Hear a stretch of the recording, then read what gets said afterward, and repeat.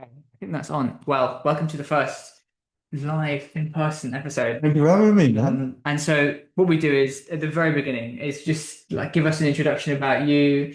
Um, yeah, like an overall, kind of like you're in an interview, and then they Mm, ask you. yeah. Fab. So, go straight in. Yeah, go for it. So I'm Theo. Sam and I work together. We worked together when we were at Atomico, venture capital firm. I am 26 as of last week. And yeah, I grew up in Dorset, sort of countryside. Family's always been from sort of down that way. Been in London like 3, 4 years now, sort of trying my way through London, doing lots of random stuff. Yeah, so professional side quester, shall Cool, we say? cool. And happy birthday. I didn't realize Yeah, you thank were you. Yeah. 26. Nice. What did you do for your birthday? My girlfriend and I just went to the cinema. We spent Nice. like literally the whole day in the cinema. Cool. Just What did you lovely. see? We saw Hamnet, which was brilliant, and then we saw Marty Supreme, which was very good but overrated, I thought. And what is it about? Marty Supreme is about this ping pong player in the New York 50s. And he's basically trying to cobble together enough money to go to Japan to play in the World Championship, to play against the best ping Mhm. pong player in the world. And it's really chaotic. He's sort of having countless affairs as he does it. Okay, Yeah, that's still killing it. yeah. Nice. I mean, for a film about a ping pong Yeah, I player, thought he was gonna be some like not a loser, but it was like on dweeb, right? yeah, Yeah. some kind of guy who's struggling and like Forrest Gump, I guess.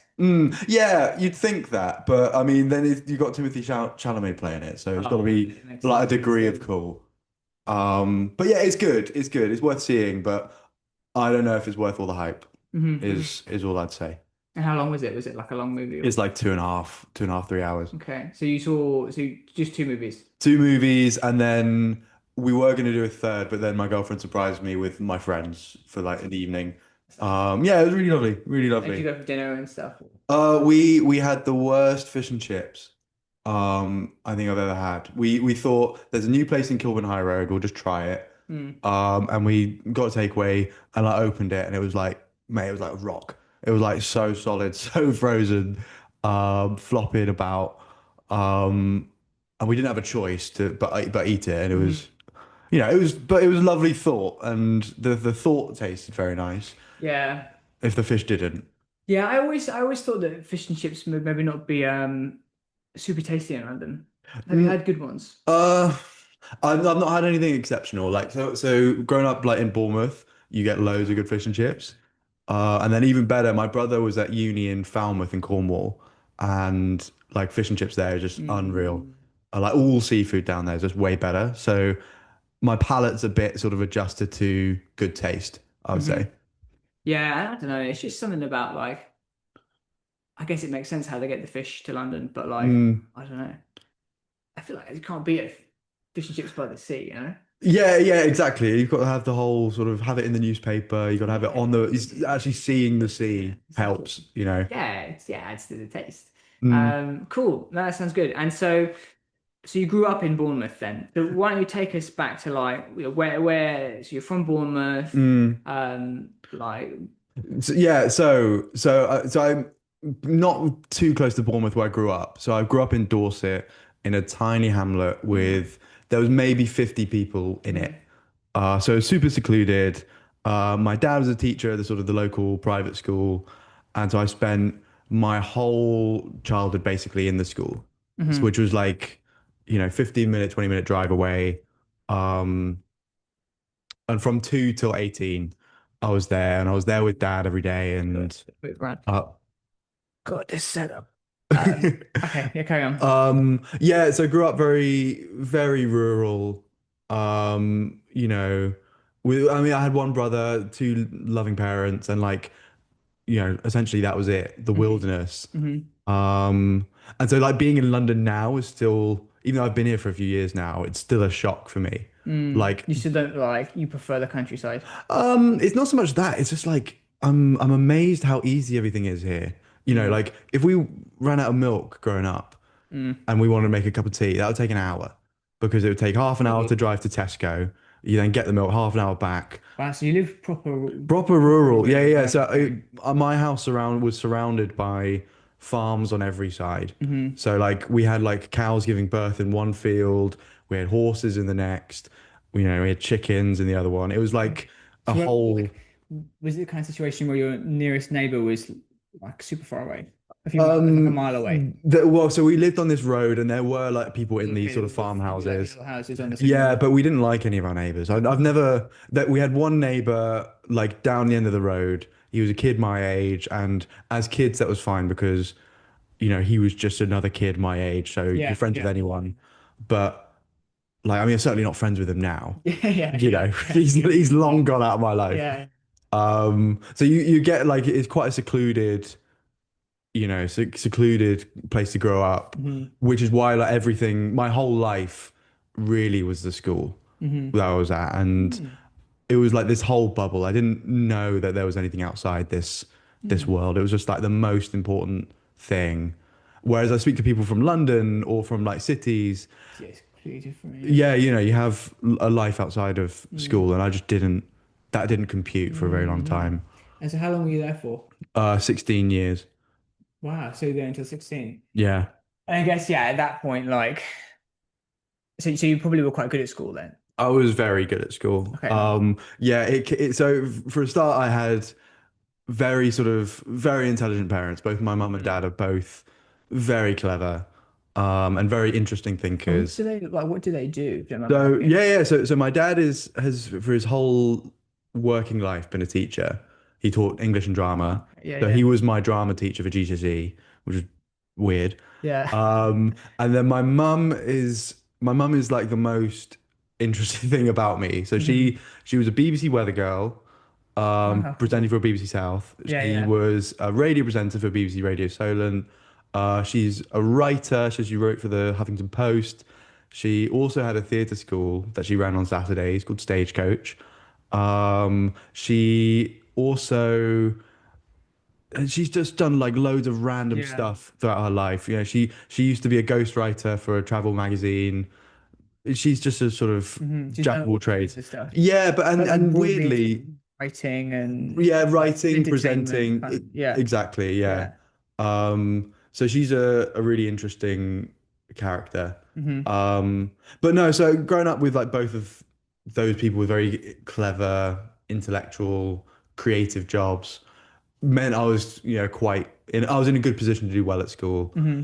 And then the other thing about it was because obviously my dad was at the school, there was quite a lot of pressure on me to To do do good. well. Oh, Yeah, really? everything I would do would be a sort of reflection on him, Mm. and everything that, like, if I was naughty, Mm. that'd get back to dad, and then all the other teachers would start looking at Be like, him. oh, yeah, what you been Yeah, doing at home, mate? You're not exactly. doing Yeah, a good why aren't job. you Yeah, raising yeah, your yeah. What son? the hell? Yeah. So that was always a big Hmm. like motivator for me. But I did well at school. I like, you know, I was also it was I was lucky to have this sort of private education, right? And Mm-mm. I'm incredibly grateful for that. I'm conflicted about it, but the experiences I got and the opportunities it gave me, it just meant I was in a perfect position to succeed, Mm-mm. really.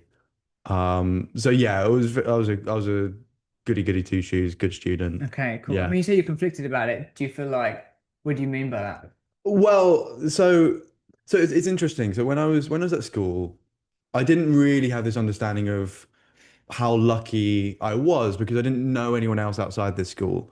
And there are lots of people there who were far wealthier than us and coming from different like levels of wealth. We had oligarchs at the school, Oh, you know. really? Yeah, we had a couple of oligarchs. We had Hong Kong, the daughter of one of Hong Kong's top art dealers. And they're We all in this like in this rural Dorset, village in sleepy Dorset. town. Yeah, Wow, in like where there's nothing going on. There's one village shop, that's you know. crazy. Um, And they all come because the school's just so good. it's not even that because the school, like when I was there, it wasn't renowned for being like particularly academic or having like great success at A level or GCSE or anything like that. Mm. It was just like a really nice place to be. Yeah. Like the main house building was it was like a gorgeous thing. You're in these rolling hills of the sort of Dorset. Um, and it wasn't one of those schools where you're under a lot of pressure to perform. You get that Mm. in a lot of private schools and a lot of sort of grammar schools as well. Your your worth is like directly aligned with your academic Yeah, yeah, performance. yeah. That wasn't the case at this school. It was very much leisurely. It was really good at helping you if you were struggling, but Hmm. if you wanted to excel, then it wasn't great at like forcing you to do that. Yeah, yeah. It was gentle encouragement.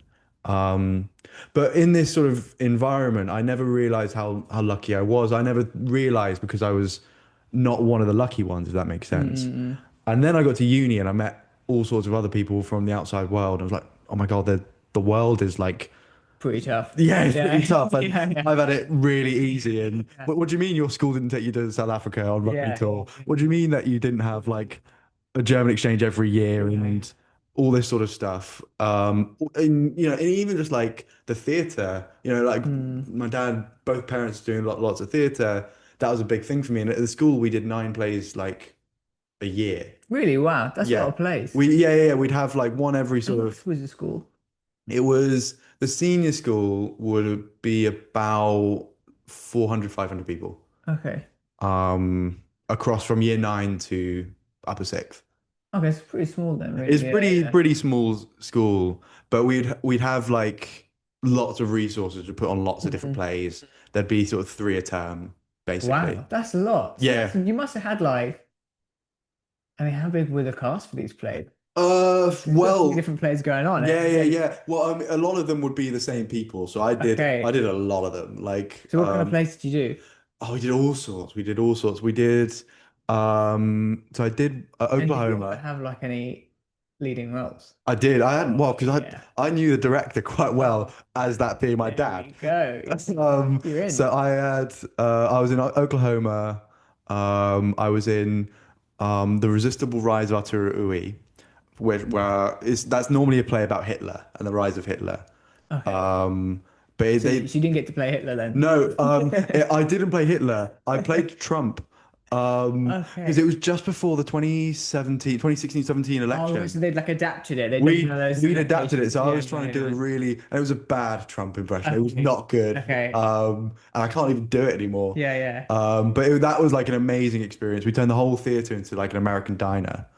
Oh, And it was like very immersive, very provocative, sort of. We thought we were doing the most creative theatre, and it was mm-hmm. amazing. It was so much fun to do.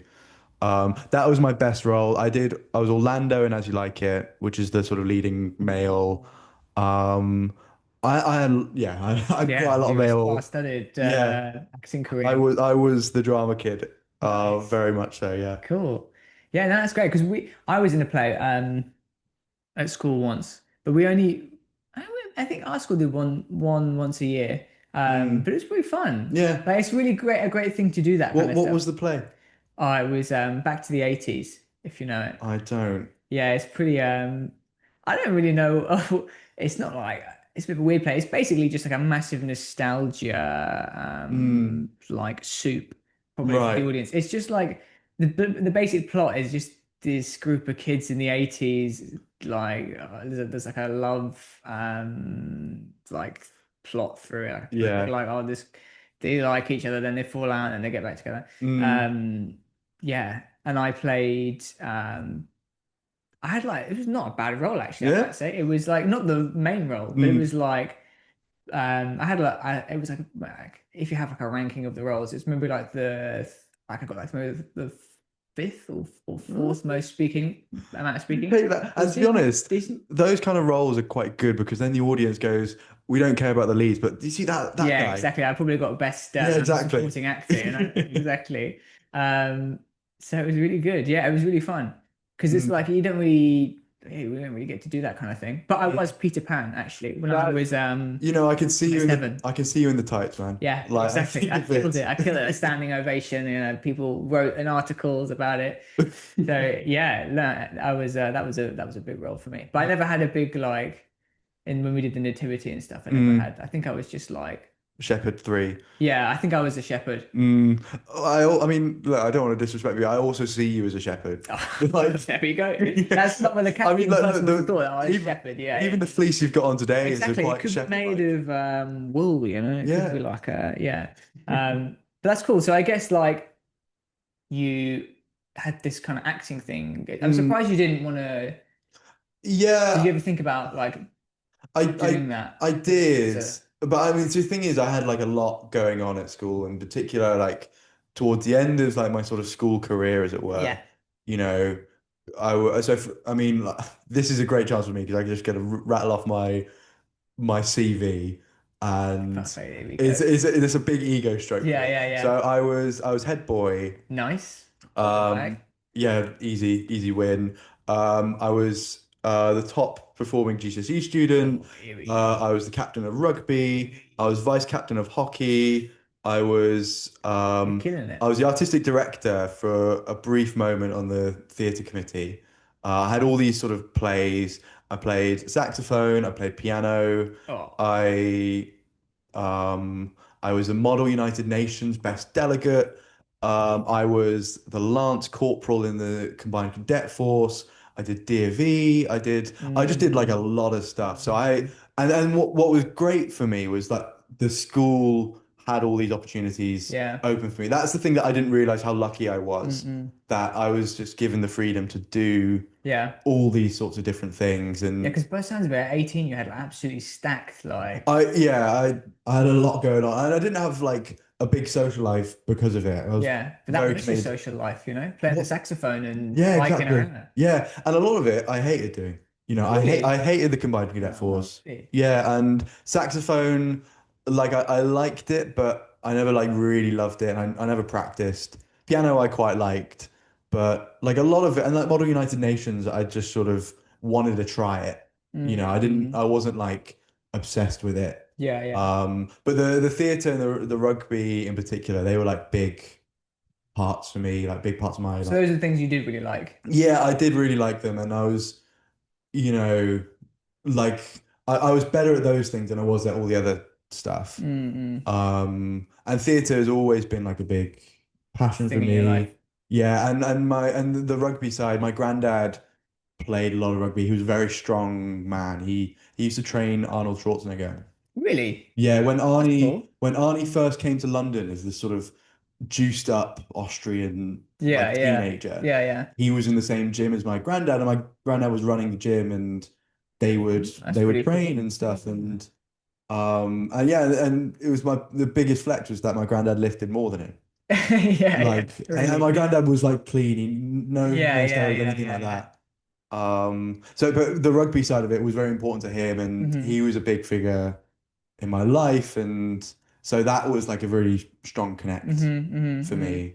Um, so yeah, so I guess to your question, did I consider like acting or stuff? A bit, but you know, I've never wanted to sort of pursue any one thing, Mm. and like I don't want to close doors, if that makes sense. You Hmm. know, I just my whole ethos on life is just doing random stuff and doing as much of it as you can. And it, Hmm.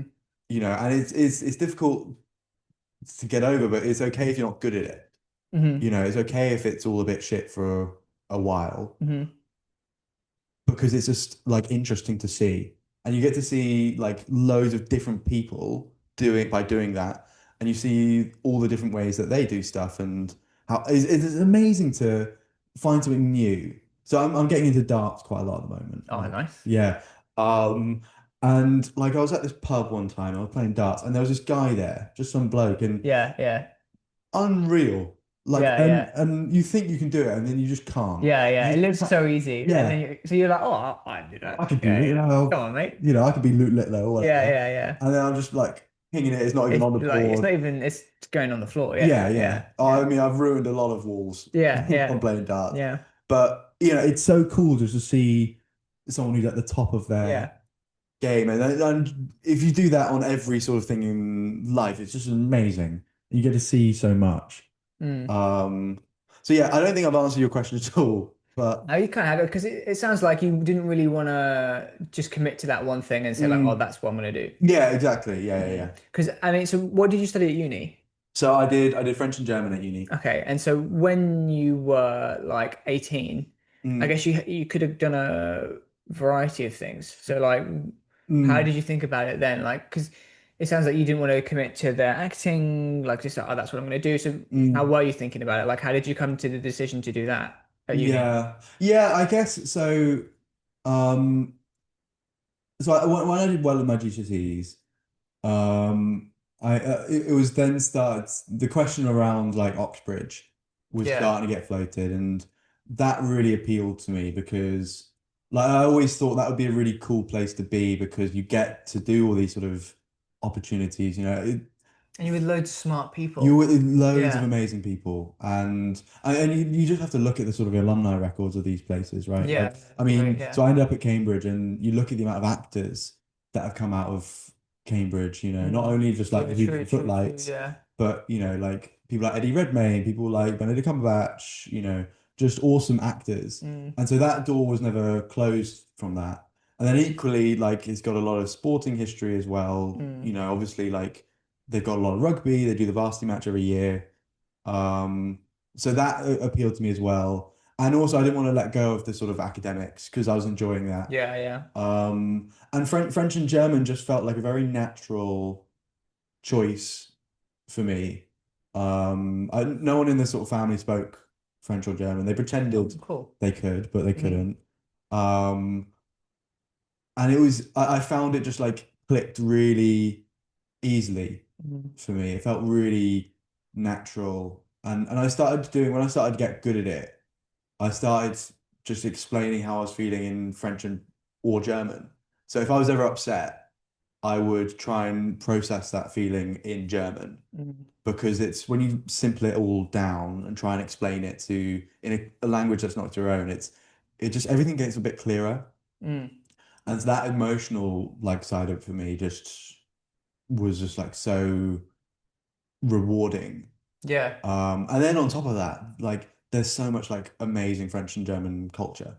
Yeah, you get like you unlock the door to that Mm, whole world of yeah, yeah, yeah. books and Mm, films and like history. Yeah, it's great to mm, learn another language. That's yeah. why I'd love to learn Spanish because I feel like it's like a third of the world you Mm, get like not well not a third, but you that whole continent yeah. down there you'd get access to. Mm, That's like I think it's so hard to understand another culture if you don't yeah. speak the language properly. Well, and also just like it's a really interesting thing when you learn like another grammar because that's the engineering of how people Yeah. like think like that language processing is really different. And like there's a lot of debate in the sort of language community of whether your language impacts your personality. Mm, Broadly, I don't think it does, but what I found learning other languages is like it unlocks different perspectives mm, and different ways of doing things mm, and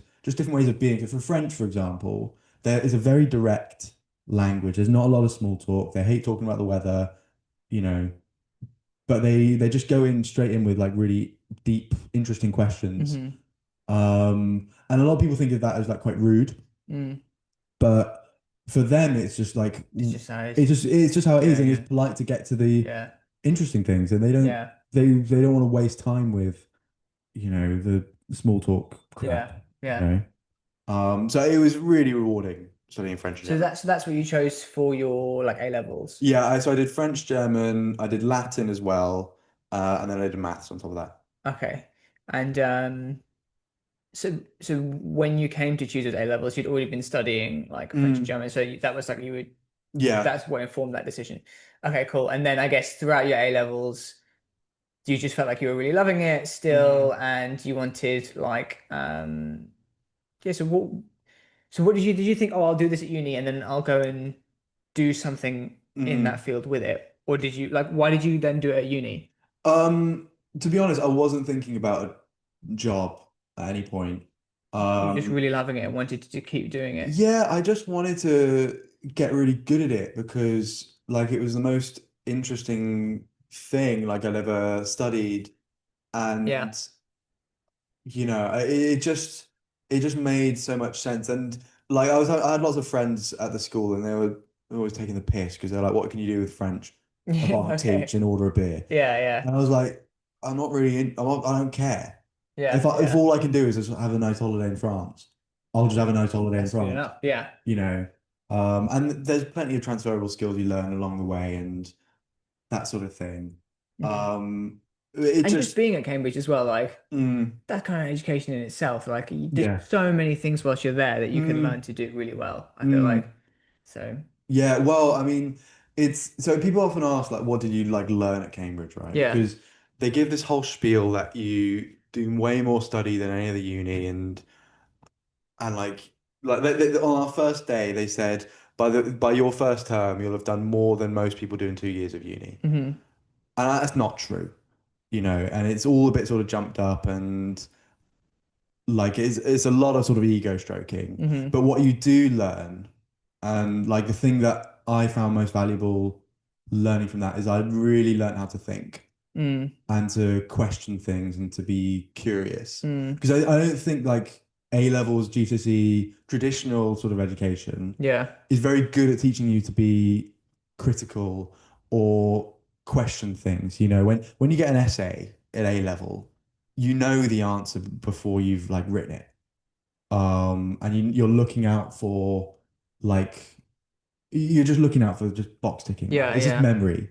A Yeah, lot of it yeah, is just yeah. memory.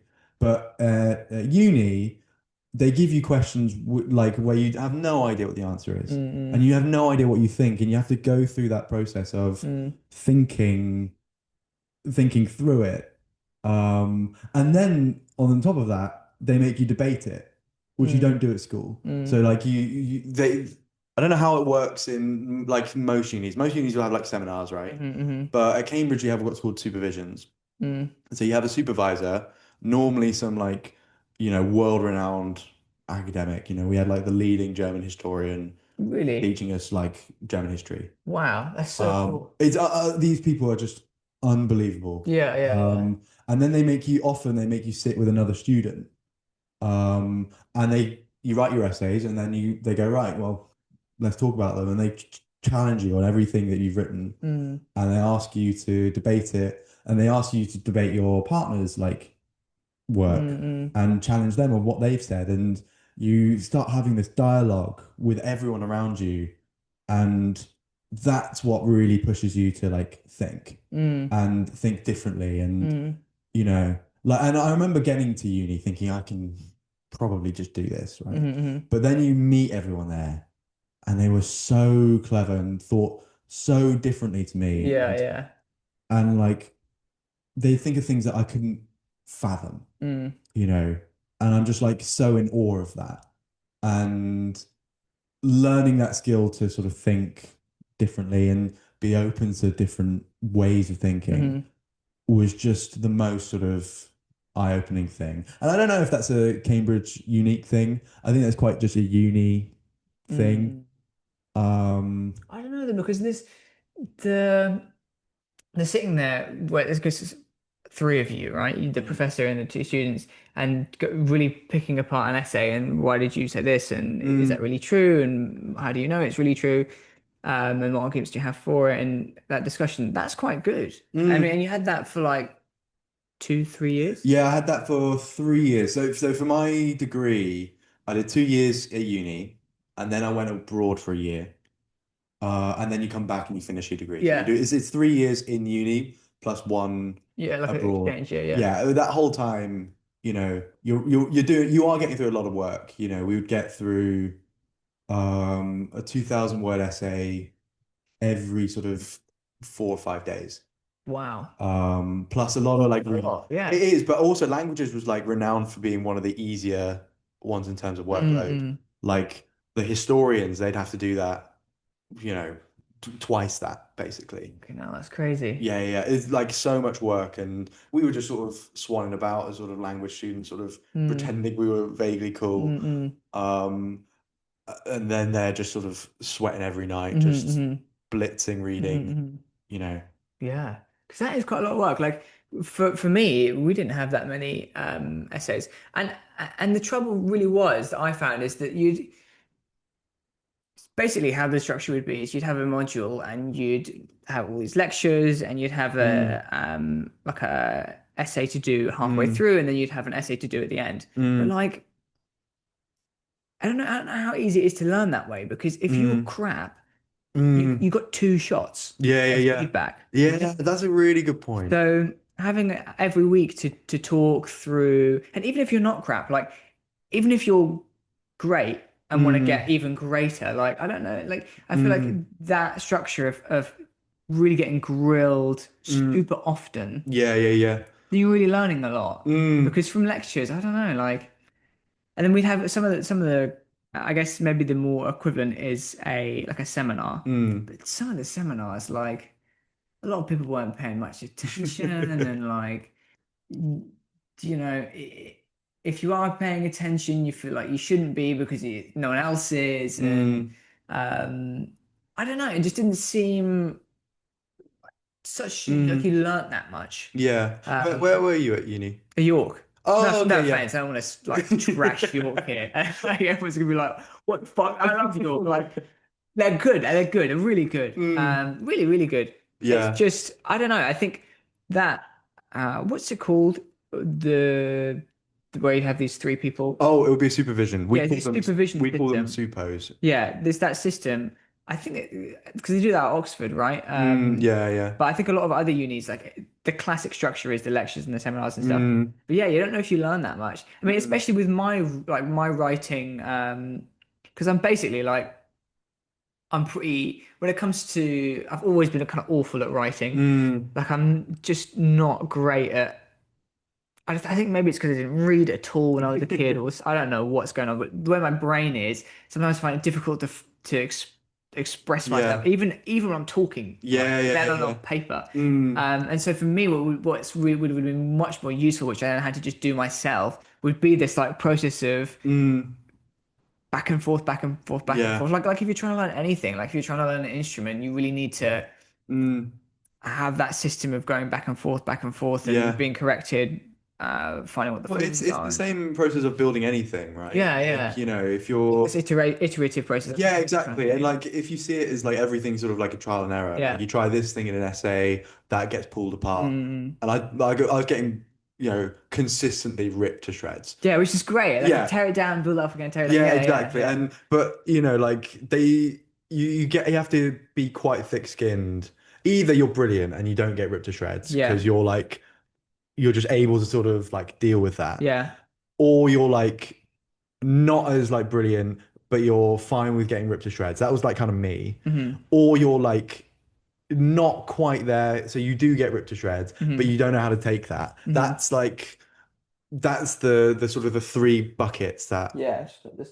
And they so they're kind of when they're kind of harsh with you when they yeah, yeah, yeah. I mean, my final exams, um, I was I didn't do so well in my final. I got 2-1, very happy with the result. yeah. But in my like reports, my examiner reports, some of the comments were like, "This is a classic undergraduate blunder. Can't believe he was doing this in his final year." And I was like, "Oh my God, man! Right. Like, Yeah. Yeah. what did you eat for breakfast this Yeah. morning?" Yeah. Um, But I guess the people who are marking your work, they're like they must be kind of pissed off they're even marking your work. Like that. yeah, I mean, I'm wasting their time. Yeah. They These must be guys are like, world oh. experts, Yeah. and Yeah. they're trying to mark me, who's like making some bullshit point that Yeah. Yeah. doesn't make. But it's weird though as well, and like, not that I'm hung up about it, but my I fucking hate all those people. well, the thing is, they get two for your finals. They get two different examiners to mark the Mm-mm. paper, and then they have a discussion about your paper. So they it's a big marking job for them. Um, and for my papers, I had one like examiner broadly, Mm. who was really pro everything I wrote. Like, yeah, this really interesting thinking, really great stuff. Yeah, yeah, yeah, yeah. Like, answered the correct question in a really creative way. Mm. And then the other guy who said this was an undergraduate He blunder, was like, he was this like, this guy's is an awful. idiot. Yeah, I can't Okay. believe he didn't answer the question. I'm like, well, how was one saying I'm creative and the other saying I'm just like completely off it? And so then they just have to argue and find a meet in the middle. Okay. Well, thank God for the guy that loved your work because if Yeah, he'd have been mediocre on your work, I'd you'd be have out been of, yeah, fine. I'd be Yeah. ruined. Yeah, My yeah. life would be over. Yeah, yeah. Um, Yeah, so it's a, a You're constant tough grilling. about it, yeah. Mm. Yeah. And so, how did your thinking evolve whilst you're at university? Like, how did you start thinking about what you were going to do after you left? And Mm. Well, I mean, so it's, arriving at Cambridge is like a really daunting thing mm, because, especially when, so I came from a school where no one else was going to Oxbridge. okay, And right. that had been the way for a very long time. I was like the first in Oh, 10 really? years. Wow. And not to say there weren't clever people at the school. And Where did the other folks tend to go? I mean, like many of them went to like very good unis, like St. Andrews or, Okay, okay. like good Russell unis. Yeah, There's a yeah. lot of creative people at the school. Mm, So like a few of them went to like really creative like colleges. So my brother went to do graphic design and art in okay, cool. Falmouth, which is like, and they had like a really strong art course down in Falmouth. Okay, okay. Um, and like they had people doing film at Bournemouth University, and Yeah, which is also world renowned for film study. yeah. So like it wasn't, but just in terms of sort of the Yeah, traditional yeah, fussy yeah, yeah, academics. yeah, yeah. Um, and so you don't really have any sort of thing Do you know what's gonna to be like? measure against. Yeah. Um, and because of that, like I had no idea what it was going to be. And I just assumed that everyone was going to be cleverer than me, which is true. Mm, They were. But you get there and some of the people you meet on your first day, like there was this girl who's one of the most impressive people I've ever met. And she was like, "Oh yeah, so I've just come back from my internship. I was reporting for CNN on geopolitics." Um, that's crazy. Yeah. And yeah, who was been like she was seventeen, 18. 18? She was Yeah. 18 and she'd done Yeah. an internship at CNN. And then she said, "Oh, next summer I'm interning with the UN." Um, and this is like week. This is freshers Yeah, week, yeah, yeah. And then you meet all these other people, and like there's this guy here, and oh yeah, I was an academy footballer that I packed it all in Mm, mm, to study English, mm. and like I knew a GB gymnast, and like like someone who was in the England ultimate frisbee team. The most important team, yeah. Yeah, obviously, yeah. I mean, it goes ultimate frisbee, Yeah. gymnastics, rugby. That's the most Uh, important person. um, but just like amazing people that were like really like doing really Yeah, exciting yeah. stuff already. Yeah, And so it yeah. was like a really, You must have felt like such a small fish. oh yeah. And from No going, offense, I'm not saying. no, no, no, no. I Yeah. was small fry in Yeah, this. Like yeah. I'm going from like being big fish, head boy, doing all this sort of Yeah, school stuff. before you were like killing it, and then you must Yeah. have felt like what you were doing was nothing. Yeah. Yeah. All of a sudden, I was this sort of nobody, and that was really difficult Mm, to begin with. And also, as well, having done loads of different things at school, but not socializing much. Like, I mm, was very friendly with everyone, and I like got on well with a lot of people. yeah. But I didn't have any like super close friends back then. I've Mm, reconnected mm, recently with a few and have yeah. been much nicer now. But back then I wasn't I had maybe like one or two really good friends Yeah. and everything else was just sort of like pleasant and really nice and lovely people, but we didn't hang out. Yeah, yeah. And because of going into this environment where everyone is like way more impressive than you, and I don't have like the experience of just like putting myself out there and making friends, like it was It's super, tough. super daunting for like the first 4 weeks. But then someone took me under their wing, basically, Mm. and he's still my best friend to this day. Aw. And like we live together now. Happy We've got like a days. really like lovely group of all four Mm. of us. We're all best mates, Hmm. and it's all thanks to him just being kind to me, Oh, basically. what a guy. Um, What a guy. but seeing all these different people, like it does change the way you think. And going back to this sort of what we were talking about earlier of like when I was at school, I didn't realize how lucky I was. And then you learn about all these different experiences where people have had it way harder than me and had not had half the opportunities that I've had, and Mm, they've still excelled so much. It's a big like reality check, mm, you know, and it took me like that was really like the humbling point for mm, me, trying to sort of reconcile that. That's why I feel a bit conflicted having gone to private school because there's a mm. lot of me that's like, well, I didn't deserve these opportunities inherently, and yet I was just given them. And Yeah. these people worked really hard and didn't have the opportunities that I had, Mm, mm, you mm, mm, know. mm. And not that I like regret it, not that I think it was the wrong decision for my parents to send me to private school, you know, and it was also a big part of it for them was they were close to me through the school. But like looking back, it's it is not like a black and white, I was Yeah, happy, I da know what da you da. mean. And you probably have like a not like survivor's guilt, but something like that where you feel like, oh, why me? Like, Mm, what did I do to deserve all this mm, stuff? yeah, exactly, exactly. So it's not it's something that I'm like constantly trying to think about and also because all my best friends are northern Yeah. and I was like the posh one. Okay. And so that's like been a big like I've been trying to and I didn't think I was posh growing up Yeah, because I yeah. didn't have You any didn't know reference. what, yeah, where the, Yeah. yeah. And then I met someone from the north for the first time.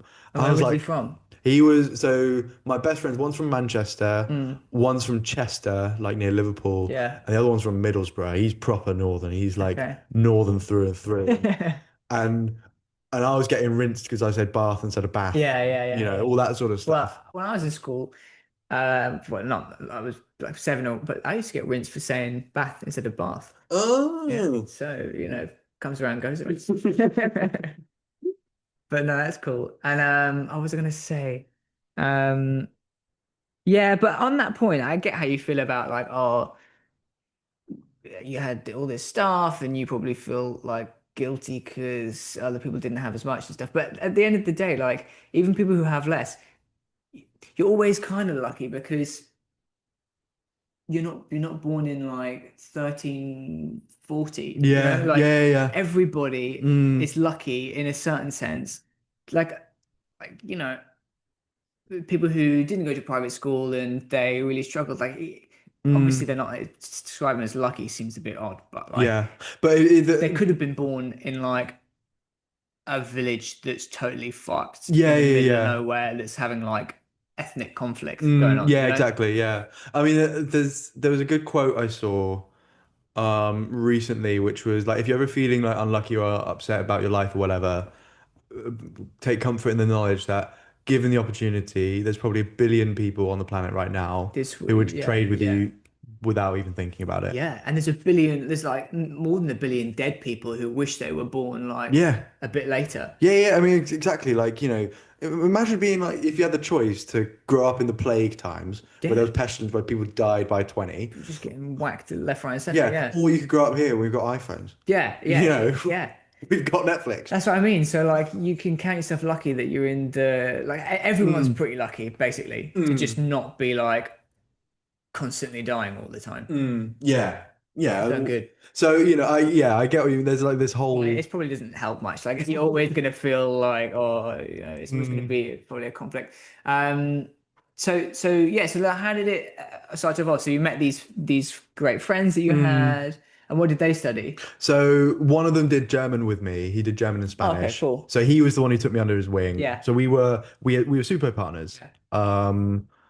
And he was again, he was like really daunting because his German was really good early doors. Oh, okay. And I was like, oh, right, I've got to step up now. Yeah. But he's just like possibly the loveliest human on the planet. Oh, that's nice. And then the other two were really sciencey, like very different thinkers to me and him. We were Yeah. quite emotional thinkers, me and Dimitri, the other guy doing Hmm. German. But then Ruben was an economist, Cool. and then Elias was an architect. Oh, wow. That's Um, a nice mix of things then, really. really nice mix of things, but it's really interesting because Ruben, the economist, he's so like rational and like if ever Dimitri and I are having a crisis about like oh well we're just awkward with that cafe person like with a barista, Hmm. like he'd be like the most rational like level setter, Hmm. and he's really good at like taking us out of our heads and Hmm. leveling us. And so all four of you live together now? One of us, the one in Chester, the architect, he's back home because he hates London. Okay, I get Um, it, yeah. and I I guess if get you're an it. architect as well, like Everyone needs houses, right? yeah, Everyone needs buildings. because to be honest, if I didn't have to be here, I might not be. Oh, Like, really? I feel like if VC was a thing you could I mean, if VC was a thing you could do in Brighton, I'd live there. I reckon. Really? Yeah, I love it. I love like the everyone looks a bit wacky in Brighton. Like, oh, I miss the sea. I love living by the Mm, sea. yeah. Um, and I mean, I guess in London you are kind of close to countryside, but not like you are in Brighton. Like, Mm, I don't know. I just, and I'm not a big city person, to be yeah, honest. yeah, yeah. I'll tell you what it is. Here's what it really is. It's something is get me knocked down, but like, oh, like they don't make my soul feel good in London. One of them is the tube, for example. Yeah, Whenever I'm on yeah. the tube and it's super fucking packed, Mm. oh, bro, and like you look around, everyone's face looks like that, like death. Not that bad. That's maybe an exaggeration, but like everyone looks miserable. Yeah, Like yeah. no one's smiling. And if Mm. they are smiling, they're like fucks in the head. You know, like and that's the other thing as well. Like you see so many people in London. Like even on my walk from the tube to here, Mm. they're just doing bad. Yeah. Like people are just like rolling on the floor screaming or Mm. like dribbling and like Yeah. and it makes me feel like, oh Mm. shit, that's not good. Yeah. And I guess you have that in Brighton as well. But in this, I think with smaller places, Mm. I mean, I don't know, maybe that's not true. But I don't know. It seems like, I mean, you see a lot of wacky people in Brighton, but you almost, I don't know, maybe I just feel like, oh, they're in Brighton, so this is their home. You know, Yeah, that's yeah, where wacky yeah. people go. I don't know. Mm. Yeah, it's just the busyness sometimes. I feel like Mm. busyness can sometimes create a lot of like animosity between people. Mm. Yeah, well, the thing is with London, so I mean, I love London. I think it's Mm, just the coolest place on earth. Um, having grown up in the countryside, this is kind of what I wanted. okay, yeah. But I do know what you mean, the busyness. And the thing about everyone in London is everyone takes it really seriously. Yeah, And that's like, the thing. Like when you order a coffee, like, I mean, the place we went was nice and they were really smiley. mm, But if you go to some other places, like they're like, yeah, there's your fucking coffee, mate. yeah, yeah, There you go. Like they're like, yeah. angry that you've ordered a coffee. You Yeah, know, yeah, yeah. I don't know. It's kind of sometimes a bit of unfriendliness. Mm. But sorry, you were gonna say, Well, I mean, so yeah, I think everyone's really like dead serious in yeah. London. Everyone, a lot of it's because like, and I see this a lot with like being close to Clapham. Hmm. Everyone's a center of their own sort of universe there, and everything that they do is like the most important thing in the world. And because you're in London and everything's busy, and you're with lots of other people that feel that way, Mm, mm, like it feels really important. mm, mm. But like when you're, I guess like in a rural, grow up in like like a rural place, and your perspective of what's important, i.e., just like you, I grew up with like a lot of farmers, Mm, and what's important for them is like, can they get the harvest in time? Can they, can they look after the animals? mm, Can mm, they sell their milk? mm, And it's like a slower pace of life and less busy and less serious and mm. and then for a lot of people there as well is also, can we have a nice time at the pub? There's no climbing in the same way that London, there's a lot of sort of social Yeah. climbing. So London is like a really serious city, but at the same time, there's so much like culture out here. Yeah, and there's a lot to do. That's Mm, really good. But I took away from what you were saying. So you live with the three of you, right? mm, And you met your friend in the supervision classes, and so you were saying about how you're kind of what you were thinking about what you're going to do after uni evolved. mm. Well, I took on this big tangent. No, tangents are great.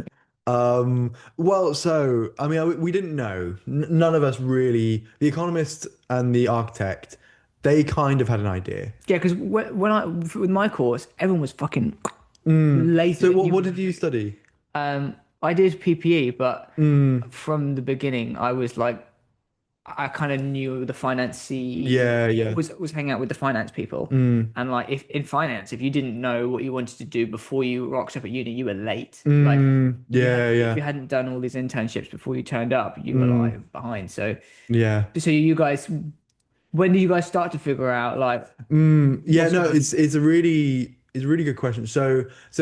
Like the architect, the economist, they kind of had they knew? vague Yeah, plans. yeah, And their career path was a lot more sort of set. yeah, If you yeah, study yeah. architecture, chances are you're going to look at You're becoming gonna an be an architect. architect. Yeah, Yeah. yeah, If you study economics, you will look at becoming an economist or yeah. It doing doesn't something in that finance. Yeah, field. yeah. But for languages, because there's no like immediate sort of job apart from like teacher or translator Mm, or diplomat, I mm, mm. suppose. Like it's such a broad thing, Yeah, yeah. and it opens a lot of doors a bit. So rather than like an economist will open like an economics door, quite wide. Yeah, yeah. Languages opens keeps a lot of jobs just like ajar, Yeah, yeah, yeah, but yeah, not yeah. like fully opens them. Mm. So you've got like this really big breadth of things you can do. And that's why the year abroad is really helpful. So in my third year, I went to live in Paris for 11 months, and it was the COVID year, and it was just before 2020, so just before Brexit, just before 2021, so just before Brexit kicked in. Mm. So it was like a really weird time to be in Paris.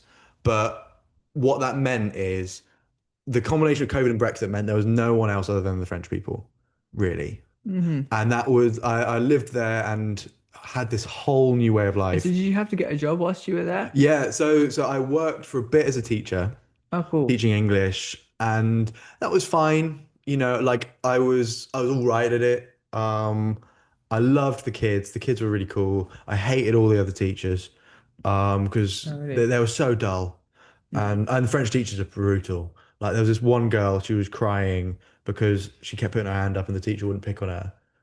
God Um, bless. and then she came up to the teacher after the class. She said, why won't you pick me?" Mm. And she said, "I think you've got a disgusting attitude." Oh, Yeah. straight Yeah, to it. like literally straight to it. And this girl must have been like, how old? 15. Fucking hell. And then the girl said, "Oh, so you think I'm disgusting?" And the teacher went, "Yes." Fuck yeah. Yeah. Yeah. And so this poor That's girl, it's crazy. so nuts, right? And then this girl, she runs off, she's crying, and then the Uh, teacher yells after her and goes like, "Oh yeah, you're gonna form a complaint? Make sure you spell my name right." I oh, know, just nuts. I that's was like crazy. watching And they this, call like, a kid disgusting. yeah, I mean, disgusting attitude, I can maybe understand that. I can be like, oh, I see maybe where you're coming from. But to just full out be like, no, yeah, no, you're you are awful. disgusting. But then the worst bit of it was, I was like, "Oh, she caused problems in the past," Yeah. and then the teacher was like, "No, she's got a really difficult home life." I was like, "You having a go at her?" That's insane. Yeah, just Well, brutalizing this she just poor be like, oh, girl. a dad beats her when she gets her. Yeah, yeah, she's just It's like, gross, she's man. no one loves She's her, and fucking I don't want to annoying. love her either. So she was just like, Dude, that's yeah, crazy. just absolutely nuts Oh behavior. my So God. I had to get out of there. Poor And girl, man. Yeah. yeah, and but then I got really lucky because then I managed to wangle a job at Hermes, the luxury Mm. fashion house, and I was an editor and as a translator there, and it was just like the coolest thing. So I was working in sort of comms marketing Yeah. department, and I was like editing a lot of like copy. Like one of my jobs, it was really random jobs. So like one of them, we were producing like a necktie, a newspaper all about neckties, Yeah. and like all the articles were about like different ties coming to life and stuff. And my job was to check whether it was funny enough. And like it Okay. was like a really like cool thing, and I had to explain to French people how English humor works and Yeah. how that sort of stuff. And so from like an intellectual perspective, it was just the most cool thing. And Mm. these were really creative Mm. people, and Hermes was so brilliant because everyone was so committed to creating really beautiful stuff. Mm. And that is across everything they do. So it's not just, the products, the handbags, the ties, the watches, but it's also on like every bit of packaging, Mm. and every bit of communication has to have that sort of style. And Mm. we would have like, it was really important when I joined that I learned the whole history of the company, and Mm. because it's still a family-owned business with a lot of like French heritage, and you know being in that sort of creative workspace was just like amazing. Mm. But it also really opened my eyes to like, what I could do, and just, I felt like with this experience I had the opportunity to do really creative things, and I really like the communicating aspect of it. And so when I got back from Paris, um, I started looking at the sort of comms roles and this sort of Okay. broad storytelling stuff. So that's really what you enjoyed, that like kind of Yeah. communicating and storytelling. Yeah, that was really the Um, thing that like hmm. connected. I guess it makes sense because I guess with the comedy stuff, that's kind of what you're doing is storytelling. It's exactly that, Yeah, right? yeah. Yeah, yeah, so I mean, I feel like comedy just sort of fits quite naturally into it because you're just telling it in just like a slightly You just yeah, different yeah, way. yeah. Yeah, and it's all about crafting a story. And I guess when you learn how to craft a story, you also learn like Mm. what about crafting a story might make it funny and stuff like Yeah, that. Yeah. exactly, exactly. And you learn like what's important in a story and and when you do it with comedy, when you're only given 5 minutes to tell maybe one or two stories, like you got to keep it really concise. It's a Mm. big change from this podcast where I'm waffling on Yeah. like nobody's business. It's a point of waffle. Waffle. But with comedy, you got to be super tight and doing it night after night with that instant feedback. Mm. You get really, you do just learn to chop and change stuff, and then it helps when you're at parties and you're trying to tell an anecdote, and Yeah, you can kill it. I can absolutely, I just do my set. Yeah. Okay, cool. So whilst you were in Paris, you started figuring out that this storytelling thing was something you liked, and that Mm, then comms roles kind of mm, started to come out of that. And then I guess you went back for your final year, mm. and you were applying for a bunch of stuff. Yeah, yeah, and I couldn't get a job. I had a terrible final year. Really? I hated it. Oh wow. Um, I was I'd had this amazing job in Paris. I'd had the best To be time. honest, yeah, actually now I think about it, coming back from that, Mm, yeah. yeah, it was just like the most magical experience. And in Paris, because no one was there, it felt like it belonged to me. And you're in a different city. It sounded like you were like Emily in Paris, I really was, yeah. different city, Except that like wasn't fucking American, which was yeah, good. it's happy days. And so yeah, like you were living in a different place, you probably made Mm, loads of cool yeah, friends. loads of friends. Yeah, Yeah, yeah, yeah. And like loads of people that I'm still really close to because yeah. of living in Paris. And I mean, so there was a few people from Cambridge who went.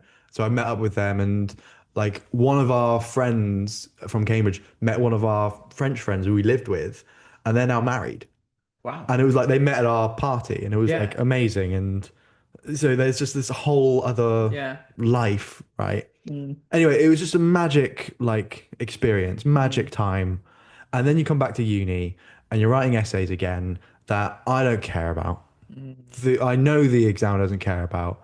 And I just seen this whole other world Yeah, of yeah. like, Especially when you're working and yeah, everything's got a real purpose. yeah, exactly. It Yeah. was exactly that. It was that sense of purpose. Like everything I'm doing So yeah, is, it's and it's immediate, going really to someone, it's tangible. going to someone else, right? Yeah, yeah. Whereas my essays were just for me, and I don't care. Mm, I didn't care. Like, yeah.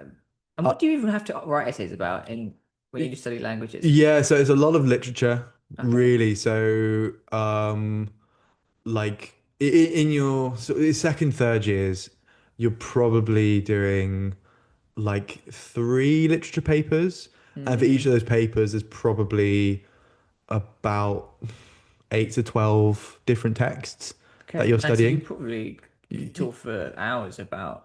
I used to be really good at it. I've forgotten it all now. Really, it's crazy how the brain works like that. You Yeah. just the Yeah. knowledge just I disappears. I used to be an expert Yeah, in like 16th century French philosophy. yeah, yeah. Couldn't tell you the first thing about it now. Crazy, isn't it? How You it know. just disappears. Yeah, yeah, yeah. And Yeah. because to be honest, I haven't had to use it. Yeah, it doesn't Like come I'm out not every day. You're like, oh yeah, let me tell you about what Dave Campbell thought about this specific Yeah, thing. yeah, yeah, Yeah, exactly. I haven't had to use Pascalian theory yeah, for yeah, quite a while. yeah, yeah. Um, yeah, but you're studying a lot of this sort of different Mhm. literature stuff, and it is interesting, but it's not got Doesn't like compare to the year you had before. no, it wasn't close really, because it was like that was such a dynamic year because I was in it, and Mm, I was having such a weird, crazy time in Paris, mm, and then all of a sudden I'm at a desk mm, writing mm, about other people's crazy times, mm. and I was like, well, I want to be having the You'll be experience, writing that stuff yourself. Yeah. Exactly.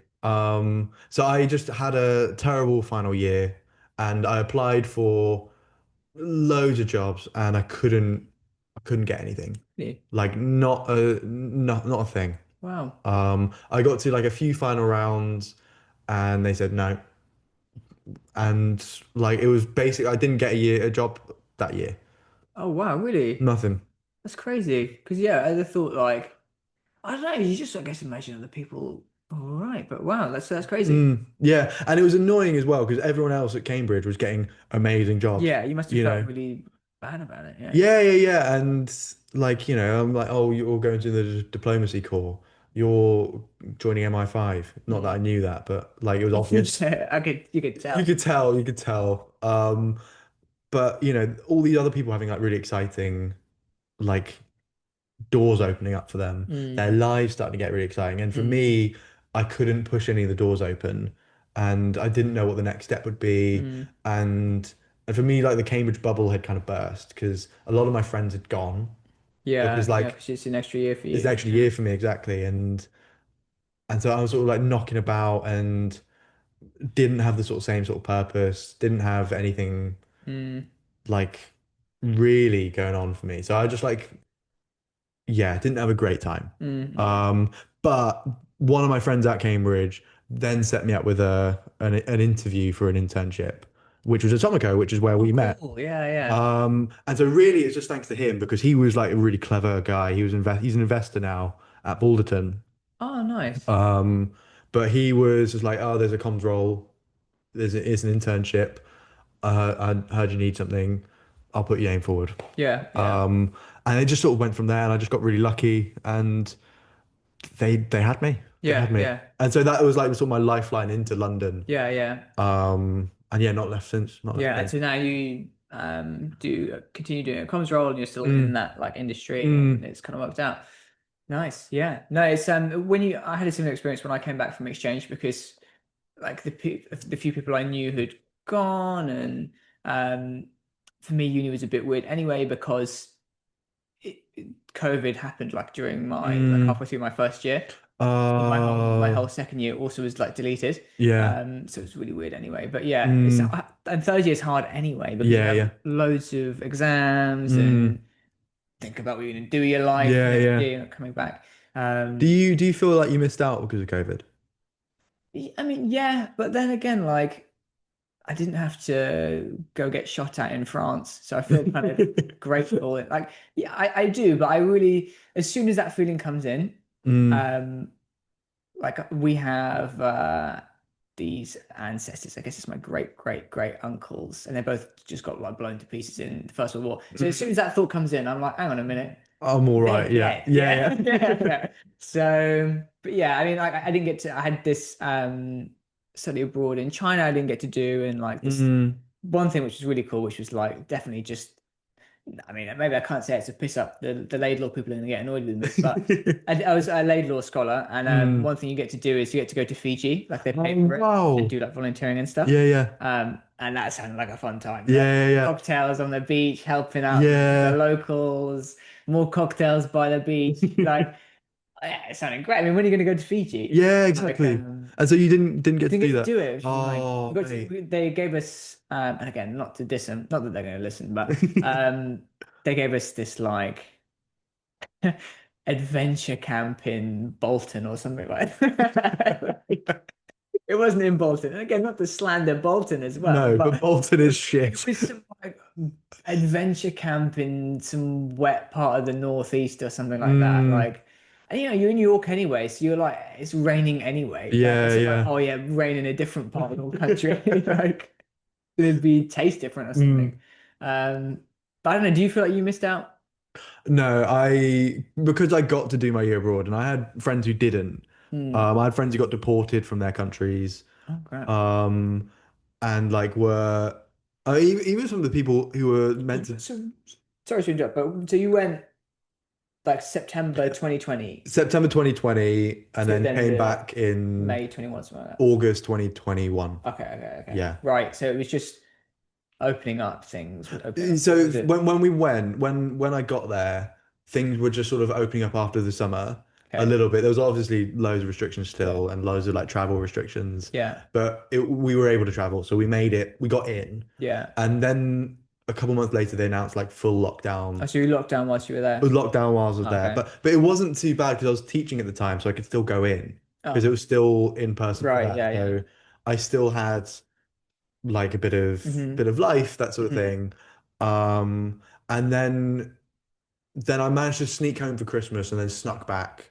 I managed to get French residency, Okay. which meant I was allowed a bit more sort of Hmm. leniency with the Hmm. travel.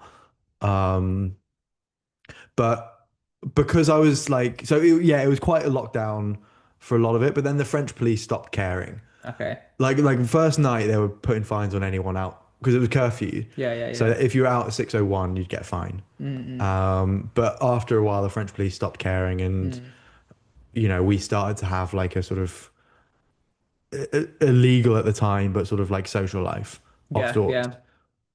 Okay, Um, yeah, that makes sense. Because I was in France the year after that, and mm, so like for me that was the kind of first normal year of uni. yeah, Um, but yeah, that makes sense. And so then, like in parallel, this comedy yeah. thing was going on. So when did that start? Yeah, so the going back to like the very beginning of where comedy is in our family. So mum is a stand-up comic as No well. fucking way. Yeah, as well You as left that out at the beginning. as well as all the other stuff she does. A little reveal, you know. Yeah, yeah. She started doing stand-up comedy like 2016 Right. because she was getting less work at the BBC and she was getting frustrated because she had at the BBC you're not allowed to have like much of like when you're a presenter or a newsreader, Mhm. you're not allowed to have much identity. Yeah.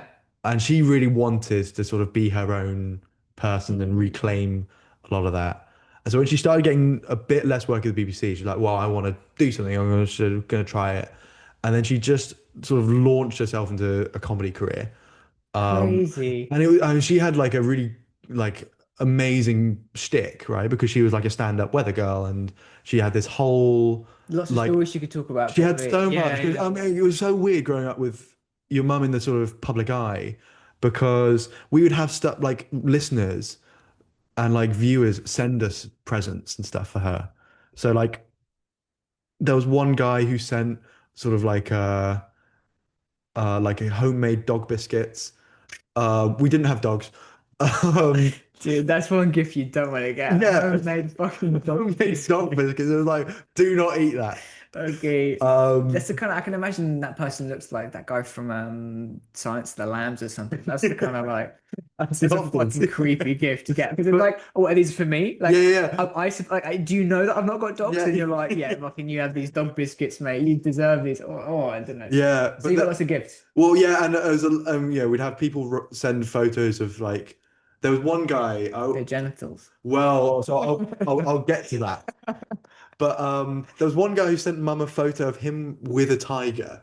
And it was just like, I thought you might like this. Yeah. And it's just like, mum's like, I don't You know know what? you. Considering I read the weather, that really, Really yeah, fit. that's what I was looking for. Pictures of a Yeah, tiger. I Yeah, don't yeah. have enough of them on my Yeah. mantle. How did you know? But then as on top of that, my mum was so this I was at school when this happened. My Mm. mum was uploaded to a YouTube channel of her doing the weather, and it was called Babes of Britain.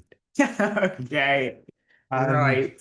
honestly, when my friends found out about that at school, my life was over. Yeah. Because like everyone was Yeah. like, why is your mum on this sort of like this babes channel on Yeah, yeah, YouTube? yeah. And the comments, people Obviously discovered the comments disgusting that comments. Yeah, yeah, that's your mom. Oh so my many of God. them were just grim.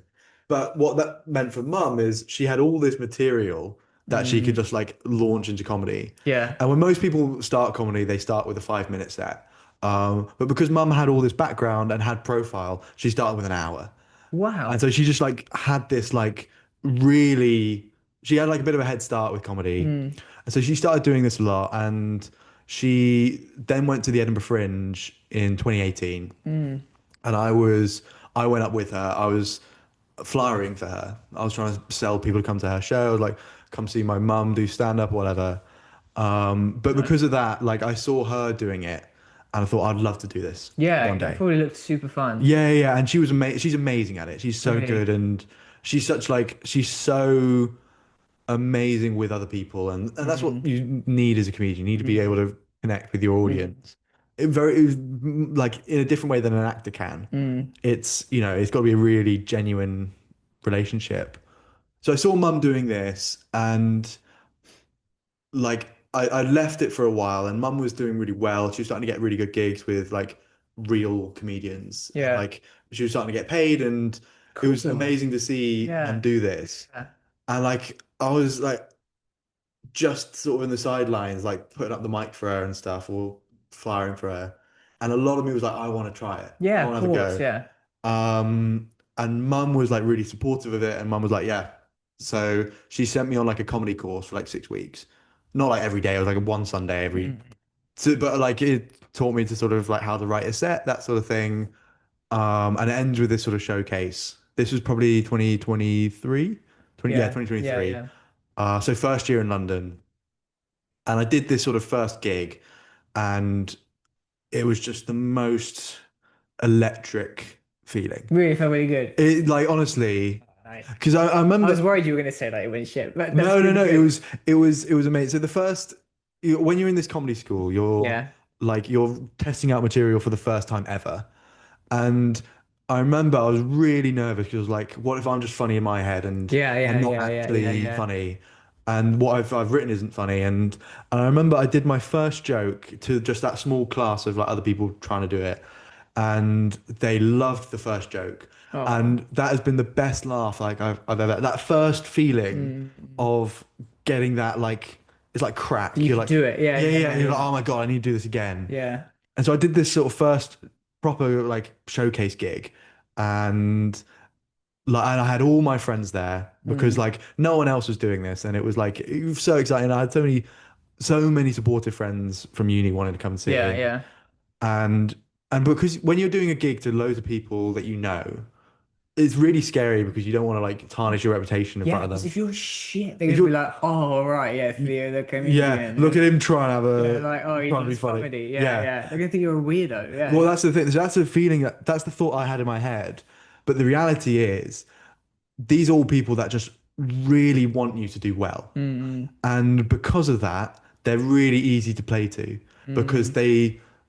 they can see you're trying. They can Yeah, yeah, see that you're like working hard. They can see yeah. that you They're really not want gonna it. be like, you tell a joke and they're like, "No, it wasn't funny." Yeah, exactly, exactly. So they laugh and they laugh way louder and laughter's great because it's infectious, so everyone else starts Yeah, yeah, laughing. yeah, yeah. And so I just had like I just killed this opening gig. And it was Amazing. like the most magic feeling. And Mm. I was like, right, I'm ready to sort of start going. Yeah. And then and that so that's how it kind of started really. Hmm. Um and then you get a reality check quite quickly because then you do pub gigs where the crowd Tough. is smaller and it's tougher. And so the first gig I did was in a pub called the Raven near Tower Bridge, and it was called the Beanbag Throw. Yeah.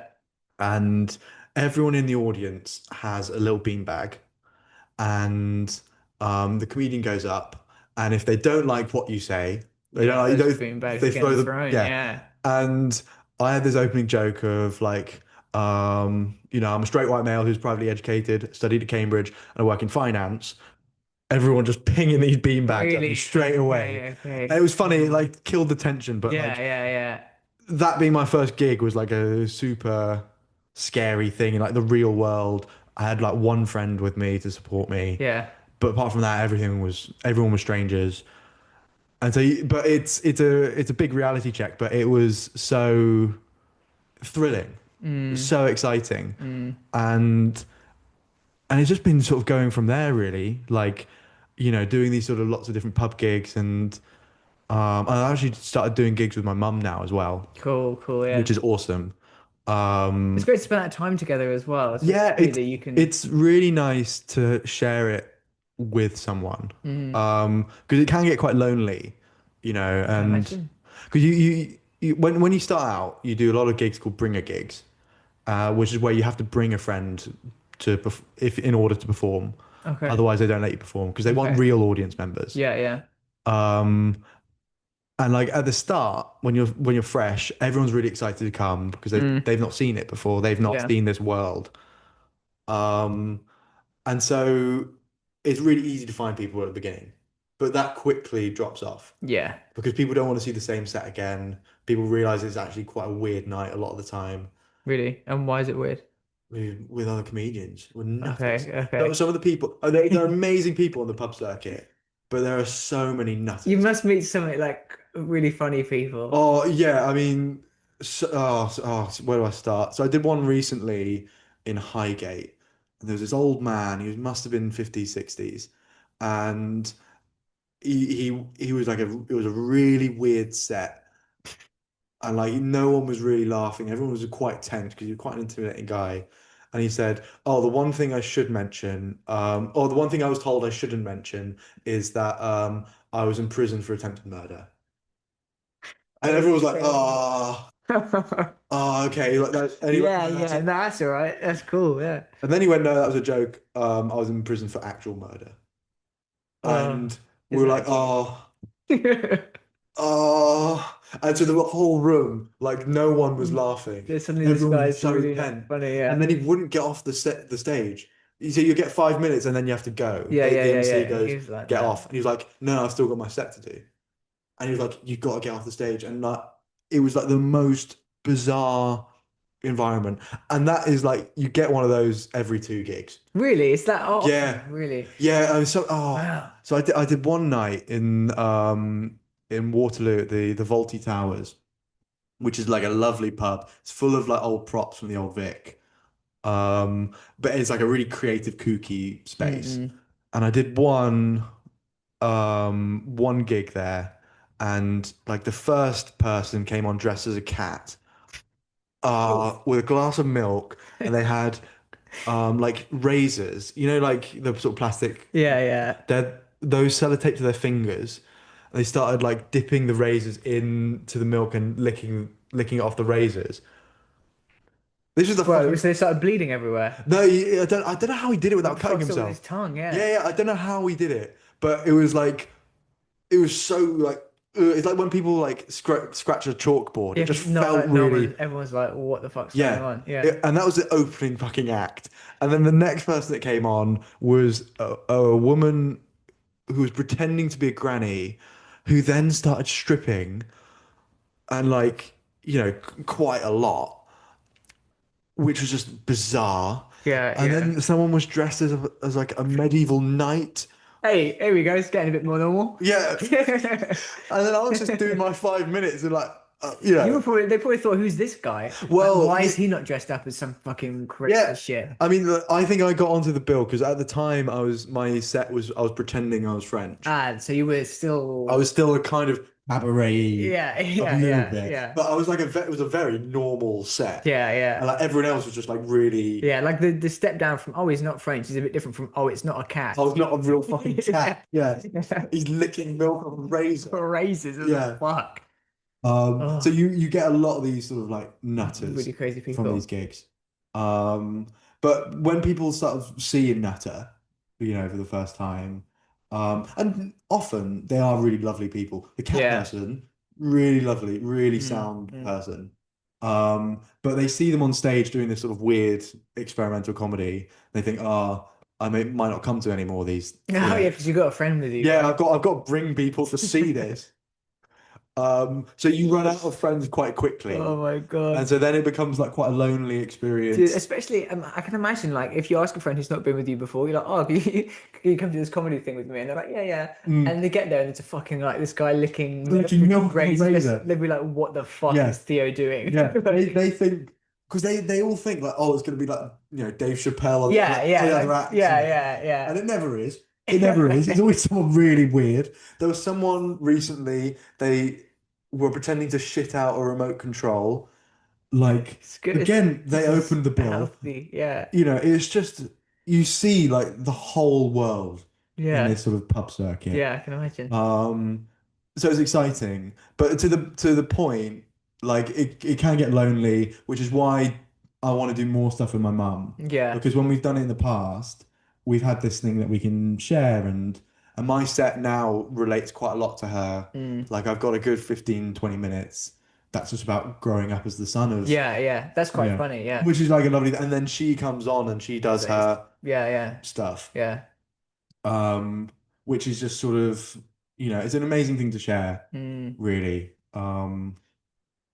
But yeah, it's some adventure, Yeah, really. no, it seems really fun and like it's a great thing to do. It probably even complements your work as a comms person because you're learning how to do it and it's a great thing to do outside of work. I imagine it's a Mm. real. Do you find it's like a stress buster or not really? Um, I mean, it's really so it's really stressful before you go on. So Yeah. like I spent like the sort of hour and a half before just walking around practicing my set because there's Mm. there's always a bit of fear before you go on. Yeah. But then when you get like some laughter, like if a gig goes really well.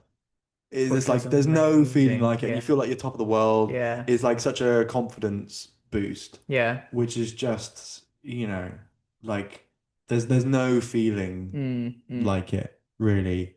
Um, And what are some like things you've learned from it? Like, what are some like? I mean, obviously, there's a million things you've learned, but mm, like, what are some of the like top tips for like that you have to remember? Like, maybe you have to mm, remember to pause a lot, or maybe you mm, have to remember like, or if there's anything surprising you've learned mm. that makes people laugh, or Yeah. So, it's a really good question. So the first thing really, I guess, is like, you've got to be present, really, mm, and that means you've got to listen to everything else that's going on around you. Like a lot of people think you just will get up, you do your bit, and then you go down again. But really, like if to be a really good stand-up, not to suggest that like I'm like anywhere near mm, good mm, yet. I'm still in relative terms, I'm still not very good. mm, mm, But to be really good, it's the ones that are able to engage with the audience and to engage with the other comics and engage what they've heard already. So you've got to become a really good listener. mm, mm. Because then when you can reference like Things people have said yeah, before, and exactly. Because so the thing about comedy, right, is it's really about shock. mm, It's about like you're expecting one thing and then you don't get that and you get something else. mm, That's why like every punchline is the twist. yeah, yeah, Even on like a sort of Christmas cracker, it's like there's this element of yeah, shock of you yeah, didn't yeah, expect that in this context, right? Um, and that's really that gets quite hard when you've written it and you've rehearsed it. You want it to feel like it's just like off the cuff and mm, it's mm, just mm, there. Um, and like so you've got to learn how to deliver that. But the easiest way to like actually create that shock is do the stuff that you can't really rehearse and reference stuff that other people have said. mm, So, like, for example, I have this bit where I talk about YouTube comments about my mum, yeah, and then I've remembered someone's name in the audience from like earlier in the yeah, night, yeah, yeah, and they've written a comment. mm, And just having that is like a really simple thing. It's not very clever, mm, but it's still an element of shock of like, oh, he's in it. Like yeah, this is yeah, like an yeah, organic, real thing that could only be tonight. yeah, He couldn't have written that before he'd heard it, yeah, before he'd been part of that yeah. experience. That always gets like an outsized laugh for And what do what you it do? You is. say like, oh, say this guy's Dave's in the audience. Do you say like when you come up, you say, oh, Dave actually commented on, Well, so I'll be reading or some do you say like, comments. imagine if Dave? No, so I would say like I'd act it, I'd perform it Yeah. as if Dave had really done it. So Oh, okay. like a good example, the when it worked best was because it's about YouTube. Yeah. There was a guy in the audience who it turned out he ran the YouTube channel for Red Bull. Oh, wow, cool. Yeah. And I was going through this sort of like pre-written stuff about what people had commented about my mum. Yeah, yeah, yeah. And then I said, oh, and we've finally got a comment from the Red Bull YouTube channel. And Okay. all of a sudden it's like, oh, Yeah, yeah, it yeah. was him, it was that guy. Yeah, yeah, yeah. And that's the sort of the shock element of it. Yeah. And all it takes is just like a little listen just to twig that and insert it into the set really Mm-hmm. easily. Mm-hmm. But then all of a sudden it's like it just feels Mm. much more dynamic. Yeah, yeah. So that like listening thing is really, really important. Um, the perseverance as well is sort of like the obvious one. You Mm. do so many shit gigs. Mm. Like Mm. I did one in Croydon and I was the second last on. It was a Sunday night, and by the time I got on, there was four people in the audience. And no one wanted to be there. And Yeah. I'd traveled 2 hours to get there because of train strikes. Really? And like it was Oh. raining, and it was just like one of the worst. Like I couldn't get a laugh from Mm. these four people, which I wouldn't expect from four people because it Mm. just feels empty. No one Mm. wants to laugh at It's not that. like a happy environment, really. Yeah, Yeah. exactly. I mean, it felt like a wake, right? Like, Yeah. um, and so you do those gigs, you're like, fucking hell, what am I doing? But Yeah. you have to just keep going, and it's that sort of perseverance is like a really obvious, Mm. like easy thing that you do just have to learn. Mm. Um, but yeah, and then I guess as you get over time, you hear more people doing it and see really good people, you just pick up what they do well. Mm. And again, that comes down to that sort of listening point. Like you're listening out for what other people do well so that you can learn Hmm. from it. It's about that presence, Hmm. really. Um, And then there any like big don'ts that you maybe, because obviously there's also a million of those, but like mm, particularly those that maybe you've done that you've realized I mm, shouldn't fucking do that again, or like mm. those that you didn't expect. Yeah, well, so there's been things that I've done that haven't like gone so well. So um I did a gig once, and because I'm quite posh, like relatively speaking, I try and lean into that. Mm, But I did one gig where I went way too far into it, mm, and it wasn't really me, and I mm. lost that sort of like the genuine. A bit inauthentic. Yeah, it was not just inauthentic, but it just was like a bit mean, really. Okay. Like it was like an idea of what posh people are like, and it was that they hate the North and that everyone else is poor and they're rich and they're better than everyone else. Yeah. And I try like, which is not how I feel, just on the record. FYI, yeah. But I tried writing material that would like fit that narrative, Yeah. and it just didn't like go the way like it just felt I felt really mean doing it. And I guess the thing I learned from like that was like it's got to be rooted in some sort of truth. Even if you're doing like a sort of character, there's got to be like a kernel of truth Mm-mm. that you stick with. Um, and then I think, and it's a difficult one, but I've seen some like really like offensive gigs or other people doing really offensive material.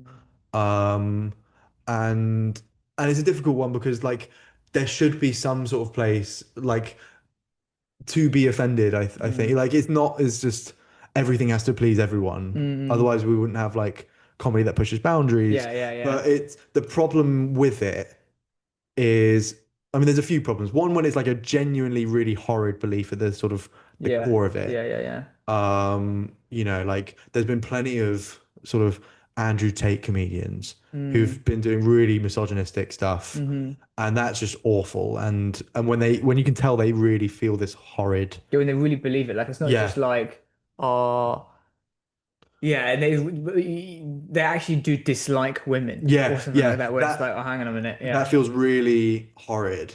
But then it's also the ones that I also really don't like is the ones that are just trying to be offensive for the sake of it. yeah, yeah, Um, and really, it's like not intelligent. It's just easy, easy attacks on other people mm-hmm, that like mm-hmm, I wouldn't ever entertain that sort of notion. I think mm-hmm, if you are going to be offensive, and there are plenty of comedians that do this really well, like someone like Finn Taylor is really good at just doing really outrageously offensive material, but he delivers it so carefully, so precisely, and there's so much thought that goes into that, and he set out his brand as that. mm, Um, and because of that, he can get away with it. And you get that it's comedy. You get that he's trying to be provocative to get people to think. yeah, But when people are just doing stuff for the sake of it, because they think that's what a comedian should be, that's when I think I get really like, "Oh, I can't abide by that. mm-hmm, That isn't what comedy should be. Comedy should be about thinking, challenging different ways of thinking, ultimately about having a nice time.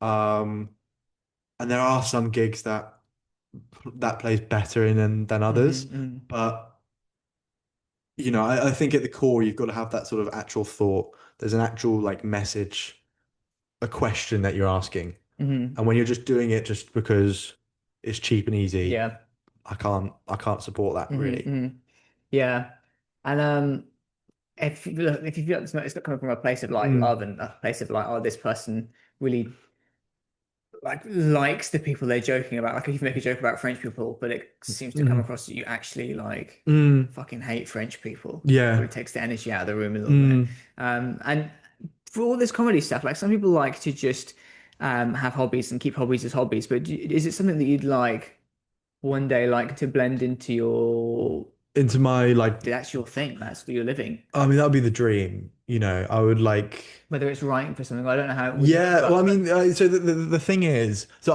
I would love that to be my job, right? Just in the same way, I'm sure you'd love like podcasting, mhm, you know, to be like a big part of your mhm, job, your what you do every day.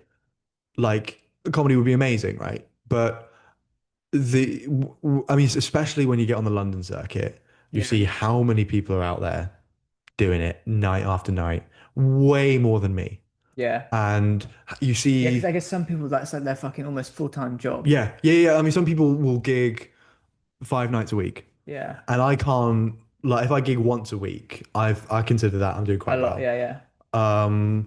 But you know, like you see how much competition there is out there, and how many people are really good at it, Mm, even just at this sort of pub level. mm, Um, and so when you come to terms with that, it's really hard to set like any sort of like metric of success of like I've got to be successful at this, because then you just lose the love for it. mm, You know, you just all of a sudden you're just like, well, yeah, what's the point? yeah. Um, and so I try not to think too much about that and just do it Mm, when I want to, when I'm like I've got a cool opportunity. So like I'm writing stuff with my mum at the moment.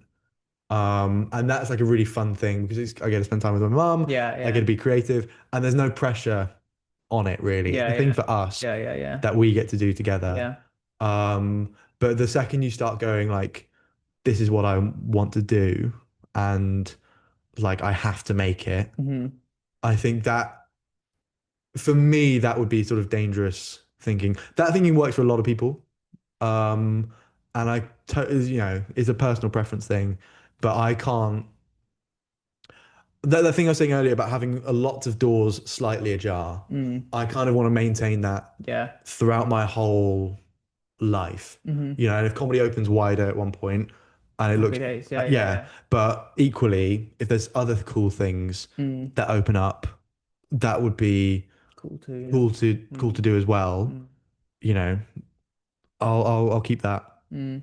keep that open.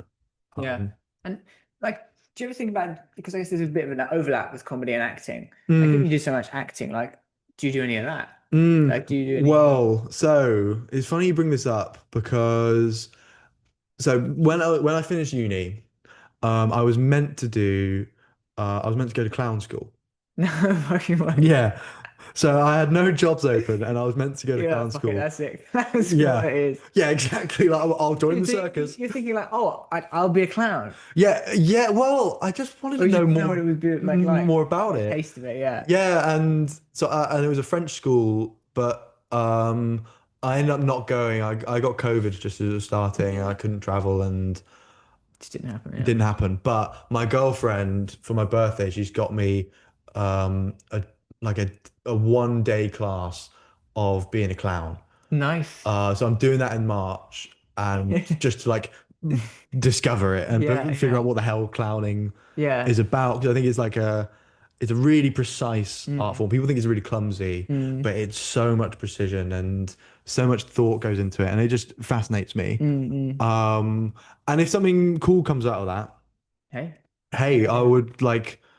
I'm definitely not closing the door and being a clown. You know Yeah. what I mean? That's the door you don't ever want to close. No. That door's got to stay. Everyone has Yeah, got to have their fucking clown door open. You yeah. It's know. a good one to keep open. So I mean, I thought about it, but then also, it's similarly like with acting. There's so many people. I've got lots of friends who are actors, and Mm. one of them in particular, she's amazing, brilliant actor. And she can't get work for love nor money. Uh, And that's normal. That's really yeah. normal. That's like the very classic like actor experience, and you know, there's so much luck involved in making it in acting. A lot of it is, and it sounds really bad. A lot of it is just how do you look?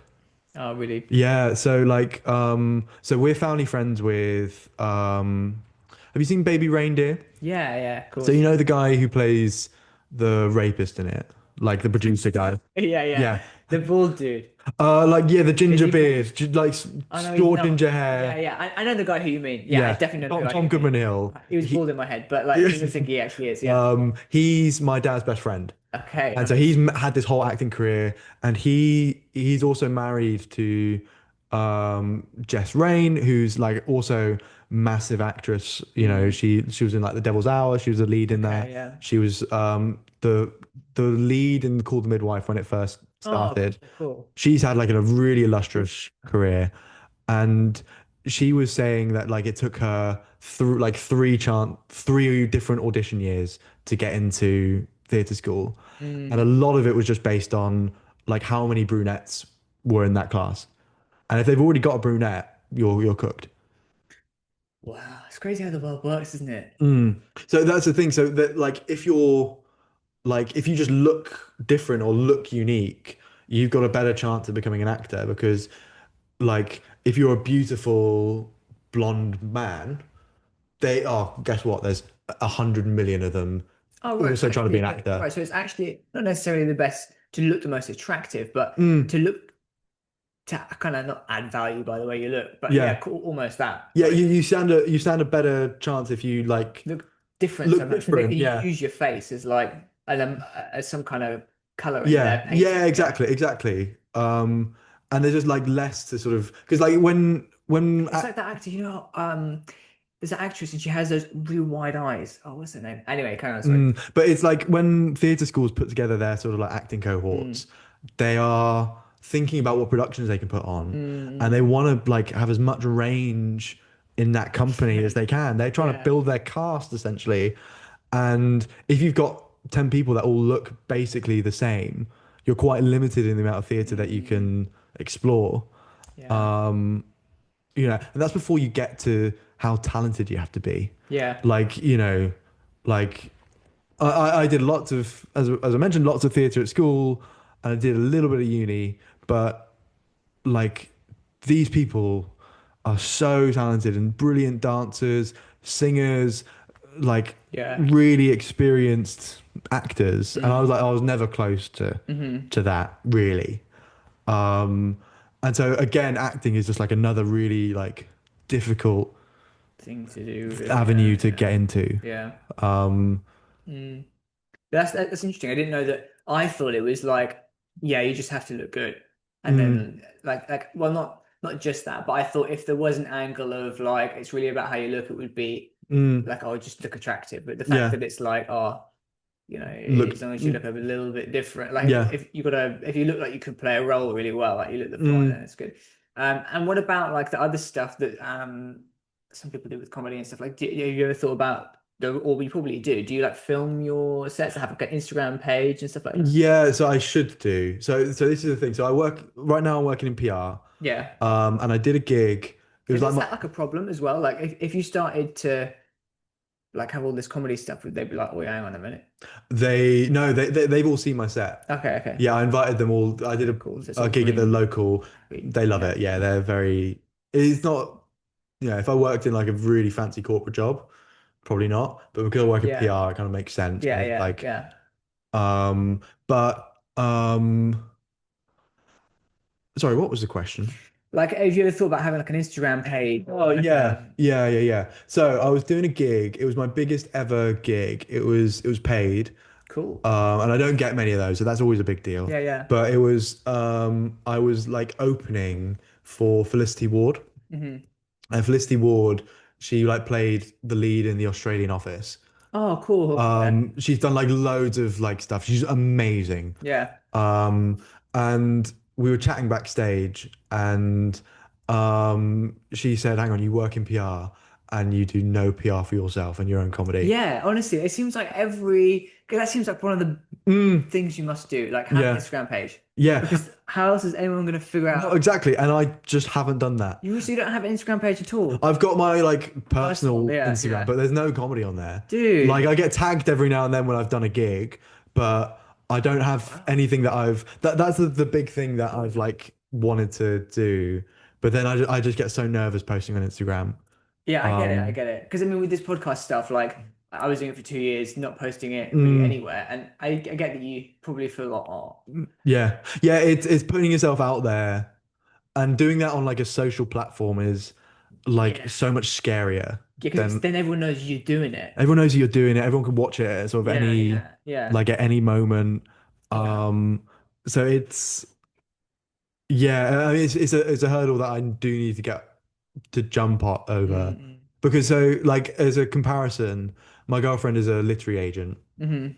and um a lot of things that she's finding from editors to get books published is they need like a big social following, otherwise, who's gonna Yeah, know that who's gonna yeah, care? yeah. And it's the same in comedy, like people that get the good gigs are like people who are building 100%. Yeah, their 'cause it's like, oh, look, this many people are probably going to come if you yeah. book me. Yeah. Yeah, so you'll see it quite a lot with like a lot of like comedians that are getting really like kicking on really well and like are brilliant comedians in their own right, but they started from like doing stuff on TikTok, on Instagram. I mean, literally, Jake Paul, like Yeah, yeah, yeah. Yeah, but on what's that it called, Vine. yeah, That's how it exactly. happened. And Yeah. then all of a sudden, he's one of the richest creators in the Yeah, yeah, world. yeah. But you look at someone like Finley Christie, who was on Have I Got News for You, and he was making skits on TikTok, Yeah, yeah, yeah, yeah, yeah. and all of a sudden he's got this like legitimate career, and he's a really good stand-up anyway. Yeah, yeah. Um,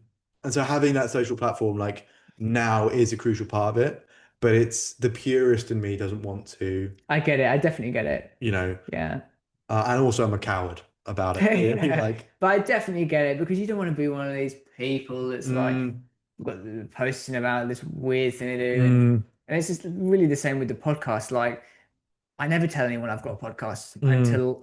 unless I want to invite them on because Yeah, it's yeah, like, oh, fucking hell. Like, yeah, of course you do. What do you talk about? Like, you don't want to be, yeah, you don't want to be the guy with the podcast or yeah. like, I get it. But Mm. I think once you get over that hurdle, like it'll You've probably got to feel get really over the normal. cringe barrier, right? And feeling stupid, I think. For me, that's what it was. It was like I don't want to look stupid, but the thing is like I guess you look like either you risk looking stupid or you risk the regret of like never Yeah, having done it. that's the thing, and that's the thing that I'm sort of trying to persuade myself Yeah. to do. Um, and obviously working in PR, it makes sense that I'd be good at promoting myself. Mm-mm. Yeah, you're probably sick at it. But and yet I just refuse. And also you're going from like zero to one. Yeah, So yeah, like yeah. the impact probably you'd probably be like, oh, this is really useful. Yeah, yeah, yeah, Like you've not done it exactly. at all yet. Yeah. Yeah. But yeah, at some point I'll start Okay, posting. well you have to let us know. Yeah, yeah. Well, I think we should wrap up around there. That's definitely got a lot of time there. But before we wrap up, one thing I'm doing with the guests these days is do you have a quote you'd like to leave us with? Because writing them down and putting them on Mm, post-it notes, and then yeah. ideally this wall will have the post-it notes. Oh, that's gonna be so I nice. have this in my room where I have lots of Yeah, yeah, yeah.